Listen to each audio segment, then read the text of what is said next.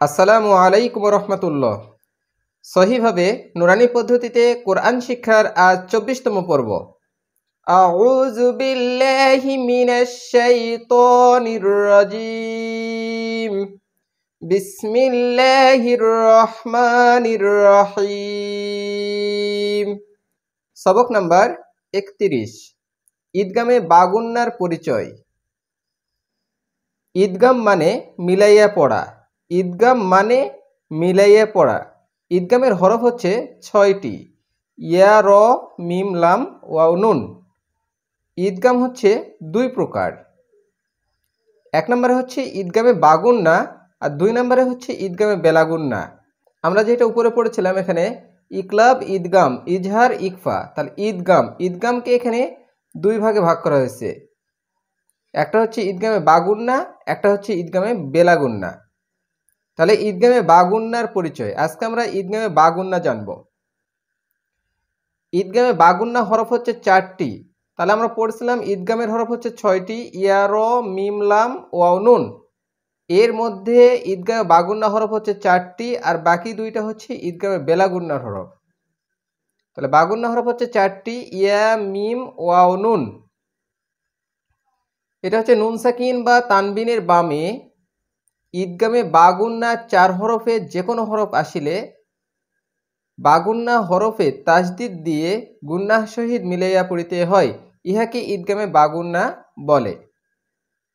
তাহলে ঈদগামে বাগুন্না পুরোটাই হচ্ছে নুন সাকিন এবং তানবিনকে নিয়ে আমরা গত পর্বে আলোচনা করেছিলাম। তাহলে নুন সাকিন আর তানবিনের বামে যদি এই ৪টি হরফ আসে তাহলে সেই হরফে তাসদিদ থাকবে এবং সেইটাকে আমাদেরকে গুন্নাহ করে পড়তে হবে। তাহলে শুরু করা যাক। দেখেন এখানে হচ্ছে মিম, এখানে নুনে জজম আছে বা সাকিন আছে, তাহলে এটাকে নুন সাকিন বলা হচ্ছে। যেহেতু নুন সাকিন আর তানবিনকে মিলেই এই নিয়মটা, তাহলে নুন সাকিনের বামে এখানে ইয়া আসছে। ইয়া হচ্ছে ঈদগামে বাগুন্না হরফ। এই কারণে এ নুনকে না ধরে ইয়াকে ধরবে। আমরা আরও একটা জিনিস খেয়াল রাখবো যে জজমের চাইতে তাসদিদের শক্তি বেশি। এই কারণেই এই হরকতটা যায় তাসদিদকে ধরবে, আর এখানে গুন্নাও করতে হবে। তাহলে মিম, ইয়া, জবর, মাই বলে গুন্না করতে হবে। নুনকে না ধরে এখানে তাসদিদকে ধরতেছে, অর্থাৎ ইয়াকে ধরতেছে। তাহলে মিম, ইয়া, জবর মাই, ইয়া, খ, জবর ইয়াখ, মাই ইয়াখ, শিন খাড়া জবর শা, মাই ইয়াখশা। ইয়া, ওয়াও জবর ইয়াও, মিম ২ জবর মান, এখানে ২ জবর আছে অর্থাৎ তানবিন। তাহলে ২ জবর তানবিন, নুন সাকিন আর তানবিনের কথা বলা হয়েছে। তাহলে তানবিনের বামে ইয়া আসছে। তাহলে এইটাও হচ্ছে ঈদগামে বাগুন্না হরফ। তাহলে মিলাইয়া গুন্নার সহিত পড়তে হবে। তাহলে এখানেও গুন্না হবে। মিম আসে ইয়াকে ধরে, মিম, ইয়া ২ জবর মাই, ইয়াও মাই, ইয়া, জিম জবর ইয়াজ, ইয়াও মাই ইয়াজ, আইন জবর আ, লাম পেশ লু, ইয়াও মাই ইয়াজআলু। এখানে নুন সাকিন আছে, নুন সাকিনের বামে ওয়াও, এটা ঈদগামে বাগুন্না হরফ। তাহলে মিম আসে ওয়াওকে ধরবে, মিম ওয়াজের মিউ, ওয়া আলিফ জবর ওয়া, এখানে জবরের বামে খালি আলিফ, এটা মদের হরফ। তাহলে মিউ ওয়া, লাম ২ জের লিন, মিউ ওয়ালিন। হামজা জের ই, এখানে আমরা আলিফকে হামজা বলতেছি, যেহেতু আলিফে কোনো কিছু থাকলে সেই আলিফকে হামজা বলা হয়। লাম খাড়া জবর লা, খাড়া জবর মদের হরকতের জন্য এক আলিফ টানতেছি। তাহলে ইলা, হা, ওয়া ২ জবর, যেহেতু তানবিন এবং ওয়াও আসছে, এটা ঈদগামে বাগুন্না হরফ। ইলাহাউ, ওয়া আলিফ জবর ওয়া, এটাও মদের হরফ।